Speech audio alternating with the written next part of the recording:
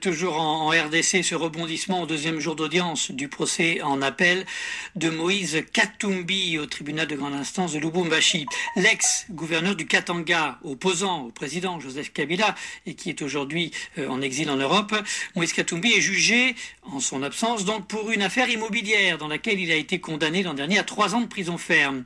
Hier, le tribunal a décidé de suspendre le procès le temps que la Cour constitutionnelle se prononce sur une requête de la défense concernant des irrégularités présumées de procédure. Pierre Pinto. D'ici quelques semaines, la Cour constitutionnelle rendra un arrêt qui déterminera la suite du procès Katumbi-Stoupis, procès en appel qui a commencé mercredi avec la récusation par les avocats de la défense de la quasi-totalité des juges du TGI qu'ils soupçonnent de partialité.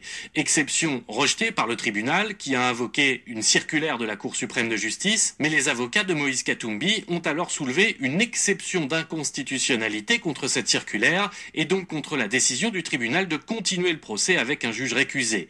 Requête entendue, cette fois, par les juges de Lubumbashi. C'est donc à la Cour constitutionnelle de dire si cette fameuse circulaire viole ou non la Constitution. Pour maître Joseph Mutendi, l'un des avocats de Moïse Katumbi, c'est une victoire pour la justice. Monsieur Moïse Katumbi ne demande rien d'autre que nous puissions plaider devant un tribunal indépendant et impartial et que les règles du procès équitable soient appliquées. Nous n'avons pas du tout peur parce que le procès n'en est pas un. C'est un montage grossier. Face à lui, maître Ambroise Kamoukouni, l'avocat d'Emmanuel Stoupis, partie civile dans cette affaire de spoliation immobilière présumée, déplore qu'il n'ait jamais été question du fond ces 2 derniers jours. C'est encore une distraction de trop, mais cette mesure ne sauve pas Katumbi parce qu'il continue à être sous les liens de la condamnation de 3 ans avec arrestation immédiate. Et nous restons sereins. La Cour constitutionnelle va sûrement rejeter cette requête. La défense, elle, n'en démord pas. Ce procès est politique selon elle et destiné à empêcher Moïse Katumbi de se présenter à la présidentielle.